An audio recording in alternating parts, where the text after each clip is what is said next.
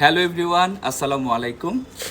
আজকে আপনাদেরকে একটা ভিডিও দেখাবো, যে ভিডিওটি করার জন্য আমি দীর্ঘ 1 বছর ধরে অপেক্ষা করছিলাম। নার্সারি থেকে অনেক দিন আগে, দ্যাট মিন্স 1 বছর আগে, আমি আর আমার মা সাথে গিয়ে একটা আম গাছ কিনেছিলাম, যেটা আজ এই ছাদ বাগানে লাগাবো বলে।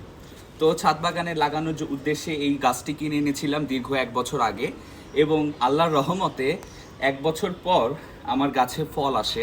দ্যাট মিন্স এই বছর ফল আসে। এটা কিন্তু 12 মাসি জাতের ফল। এটার নাম হচ্ছে কাটিমুন আম গাছ। হ্যাঁ, তো আমের নামও হচ্ছে কাটিমুন। যেহেতু 12 মাস ধরে, সেহেতু আমার গাছের প্রথম ফল হচ্ছে এই আমগুলো, যেগুলো অলরেডি আপনারা ভিডিওতে দেখতে পাচ্ছেন।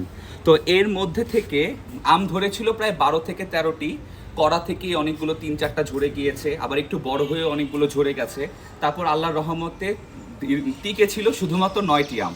9টি আমের মধ্যে একটি আম কাঁচা অবস্থায় খাওয়া হয়েছিল, যেটা আমার বন্ধুরা এসেছিল, এবং এসে ওরা ছাদ থেকে দেখে খুব লোভ সামলাতে না পেরে ওরা কাঁচা অবস্থায় সেটা পেরে খেয়ে ফেলেছিল। অতপর রয়ে গিয়েছিল 8টি আম। 8টি আমের মধ্য থেকে দেখতেই পাচ্ছেন একটি আম অলরেডি পাকা অবস্থায় চলে আসছে, যেটা 2 দিন রাখলেই পেকে যাবে। তো আজকে আমি সেই আমগুলো মানে গাছ থেকে পারবো বা হারভেস্ট করব। এরপরে এই যে আবার আরেকটি আম দেখেন, এই যে এইটা অলরেডি পেকে গেছে, একদম লাল টকটক একটা কালার, দেখতে কত সুন্দর লাগছে, মনে হচ্ছে না মানে গাছ থেকে পেরে ঠাস করে খেয়ে ফেলি, একদমই তাই। সো এই যে পারছি,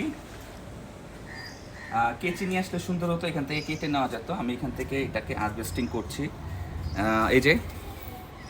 এবং আরেকটা আম যেটা 2 দিন রাখলেই ঘরে পেকে যাবে সুন্দর মতো, এইটাও পেরে নিচ্ছি, এই যে।